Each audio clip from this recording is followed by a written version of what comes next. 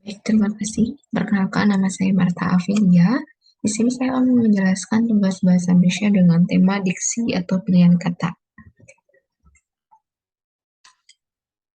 Poin-poin yang akan saya jelaskan yaitu pengertian diksi, pentingnya diksi, syarat-syarat diksi, jenis-jenis diksi, syarat ketepatan diksi, pilihan kata sesuai kaidah diksi, ketepatan konjugasi. Pengertian diksi. Dalam Kamus Besar Bahasa Indonesia, pengertian diksi merupakan pilihan kata yang tepat dan selaras dalam penggunaannya untuk mengungkapkan gagasan sehingga diperoleh efek tertentu, seperti yang kita harapkan. Fungsi diksi.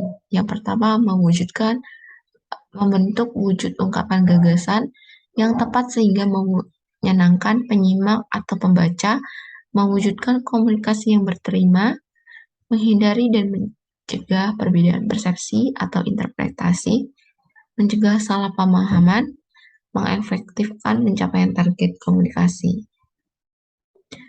Syarat-syarat diksi yaitu ada dua, persyaratan ketetapan dan kesesuaian.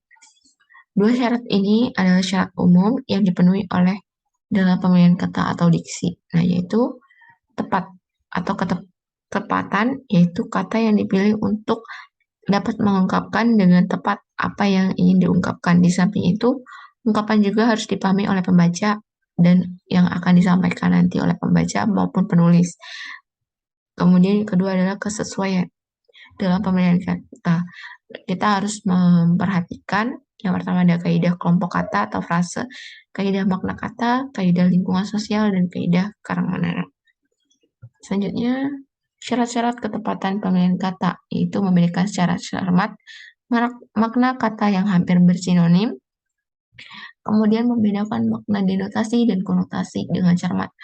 Yang ketiga, menggunakan kata umum dan kata khusus secara cermat, kemudian menggunakan kata abstrak dan konkret secara cermat. Selanjutnya, pilihan kata ya, sesuai kaidah kata. Nah, dibagi menjadi 3, yaitu tepat, lazim, dan seksama. Saya akan contohkan untuk tepat. Contohnya, makna kata lihat dengan kata pandangan biasanya bersinonim, tetapi dengan pandangan mata tidak dapat digantikan dengan lihatan mata. Selanjutnya, contoh kata besar Agung Akbar itu seksama. Dalam tinggi maksudnya kata bersinonim. Selanjutnya ada kata lazim. Nah, lazim merupakan kata yang mana dapat membingungkan gitu. Contohnya makan dan santap itu bersinonim. Tetapi tidak dapat mengatakan anjing bersantap sebagai sinonim anjing makan gitu. Selanjutnya, pilihan kata sesuai kaidah makna kata itu dibagi 4, ada jenis makna, perubahan makna, pergeseran makna, dan reaksi makna. Nah, saya akan menjelaskan pilihan kata sesuai kaidah makna, kata berdasarkan makna pembentuknya. Ada makna leksikal, makna gramatikal. Makna leksikal adalah makna kamus atau makna yang terdapat di dalam kamus. Contohnya, ibu, tidur, makan, adik, buku. Sedangkan makna gramatikal adalah makna yang memiliki kata setelah mengalami proses gramatikal seperti proses afikasi, reduplikasi, dan komposisi. Itu pengimbuhan, pengulangan, pemajamukan. Contohnya proses afikasi, yaitu pengimbuhan yang dengan awalan pada kata kotor. Selanjutnya, pilihan kata sesuai berdasarkan sifatnya, yaitu menjadi 2, ada makna denotasi dan konotasi, di mana makna denotasi adalah makna yang sesuai dengan hasil observasi panca indera dan tidak menimbulkan penafsiran lain. Contohnya kepala. Jadi kita dapat melihat dengan secara visual. Jadi oh itu kepala. Kalau dalam kaidahnya organ tubuh yang terletak paling atas. Kemudian ada makna konotasi, adalah makna kata yang tidak sesuai dengan hasil observasi panca indera dan menimbulkan penafsiran lain. Contoh, ibu kota dalam penafsiran itu pusat pemerintahan. Selanjutnya, pilihan kata sesuai kaidah makna kata berdasarkan makna wujudnya. Dibagi menjadi dua lagi. Ada makna referensial dan inferensial. Nah, makna referensial adalah makna kata yang mempunyai rujukan yang konkret, misalnya meja, baju, membaca, menulis. Makna inferensial merupakan makna kata yang tidak mempunyai rujukan konkret. Contohnya, baik, indah, sedih, dan gembira.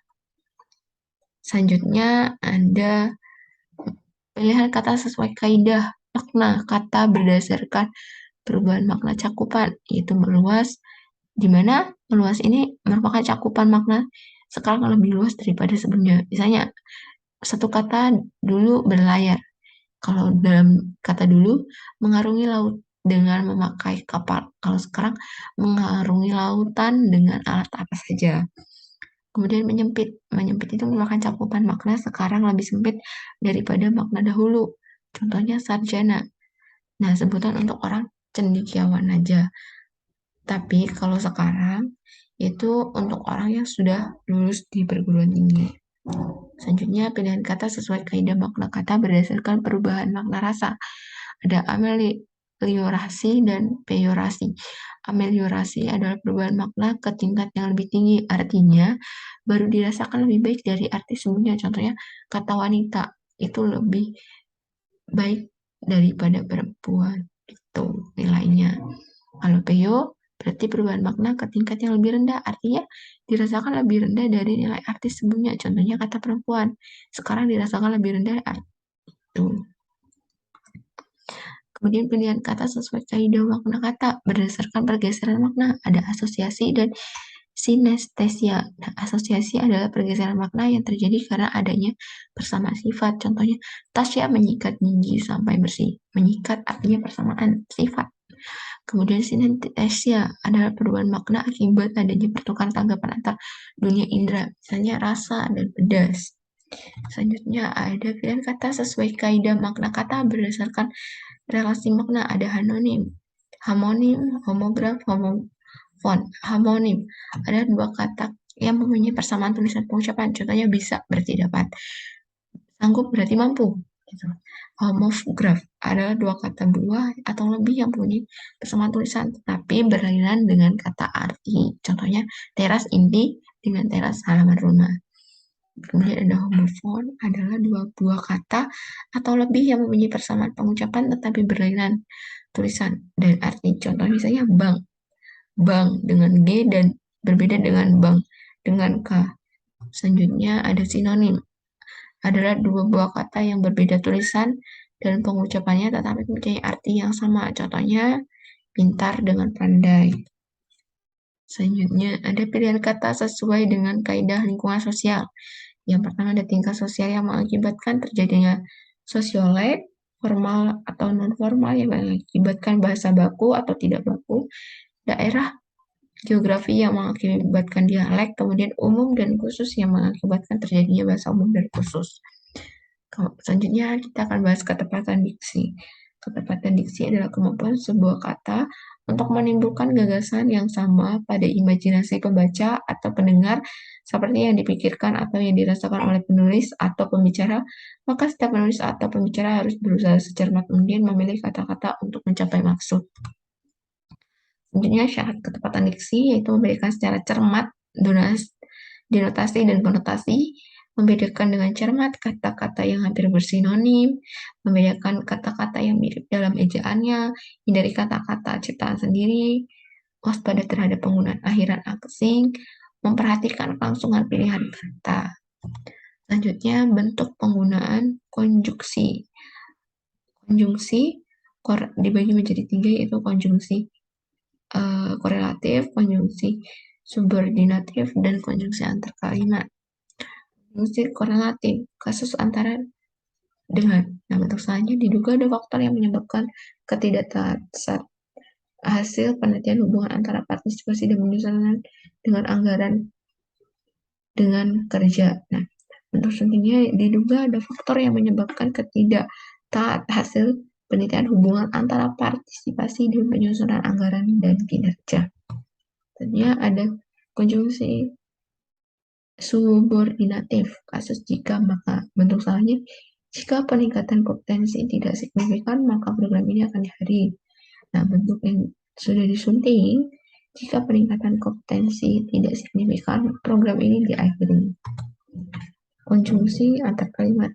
Kasus maka itu, bentuk salahnya, maka itu atraksi budaya harus ditampilkan dengan cara.